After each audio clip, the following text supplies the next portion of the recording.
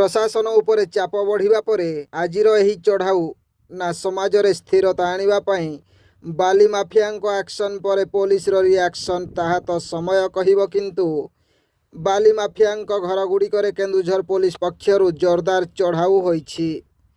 केन्दुझर जिला आनंदपुर उपखंड अंचल बेआईन बाली कारबार बहु माफियांकर संपृक्ति थिबा बेले यह सुपर साइक्लोन भली पश्चिम मुहां होई घटगाँर बाली माफिया जितेंद्र सांको घरे स्पेशल स्क्वाड पक्षरु चढ़ाऊ करा जाइछि। केन्दुझर एसपी प्रत्यक्ष तत्वावधान एकाबेले 8टी स्थान एक बड़ धरणर रेड होईछि।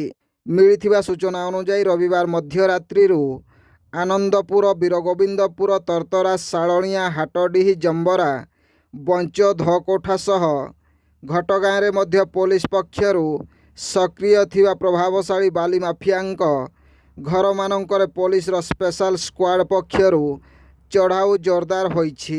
एही चढ़ाऊ रे नगद 25 लाख टंका जबत होइथिबा बेले बहु कागजपत्रर जांच चलिथिबा जଣା पड़िछि।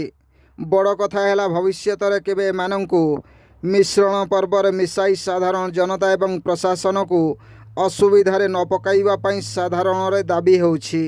ब्यूरो रिपोर्ट जनजागरण ओडिया। वीडियो गुडी को आपण मानकु भलो लागुथिला हम चैनल को सब्सक्राइब करिवा सह लाइक शेयर करिवा को भूलंतु नाही।